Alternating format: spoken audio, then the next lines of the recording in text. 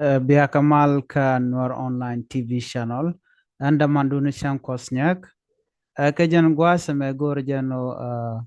baja slo ashme baja nyoka yakel. Rewe dan ka keshkon. Ka duoba dan en sharajme shajalinga jake cha turn titi cha gwich kaja. Shia mana dan tung walung shush ke en winami. Bana turn titi bana ka gwich kel. Jaslo an di long anarande loy da jat. Katin kontelat karodian win nuare. Shia mandan shushka chala do telekwen misham kana changa door teleje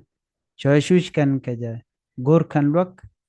non werde kan lwak ka do badanen shelling kaje be ye nyo turnen content cha jagwasme ka social media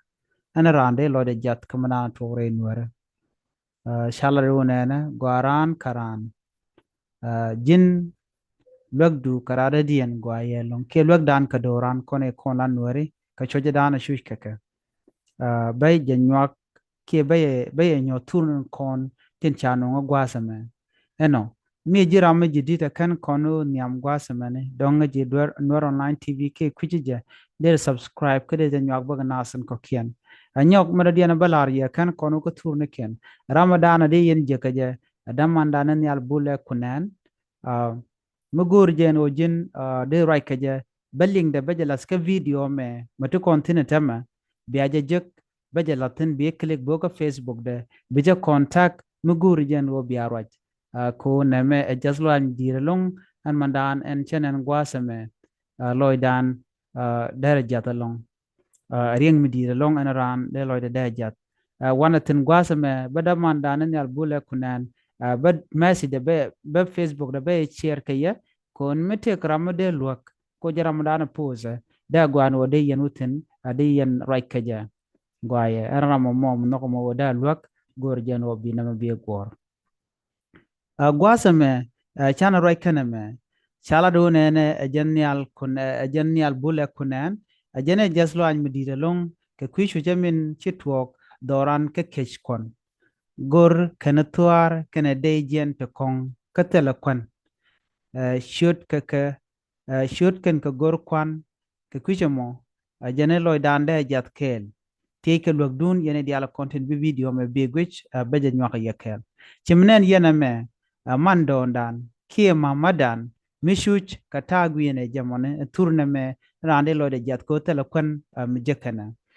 turm radiana me ka gade tiene te telekon mi sham kana eno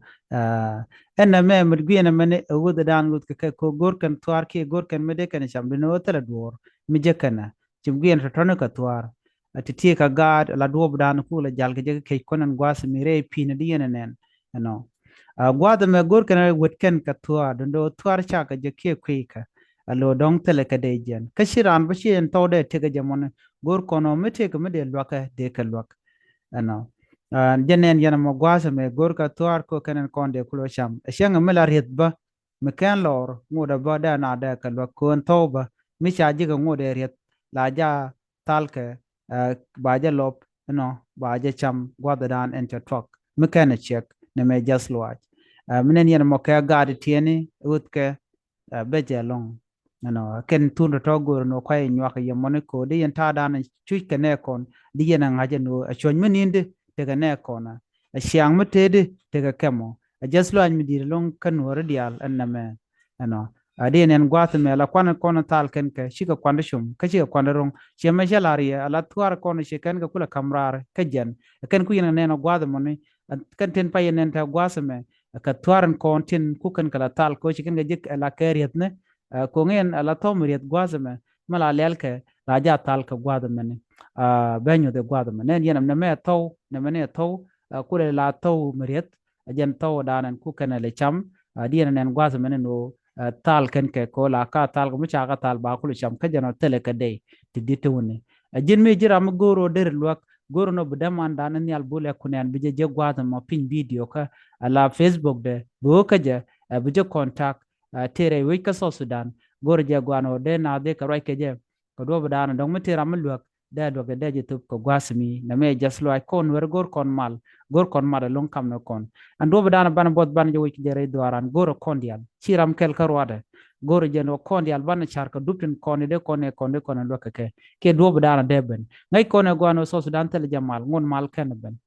so sudan wajmu dimete ka kwa dundo ngoda kan kwarka ken kana no buga tere malka ko de so sudan der te kamyen me de jek ano ana me e jasla mi di long ana me daro kan war diala konti lin ka rwai ni gwad ma kan no 9 tv de ne shonkel ka ne konen chuch ane jenda na gore de nyo yekel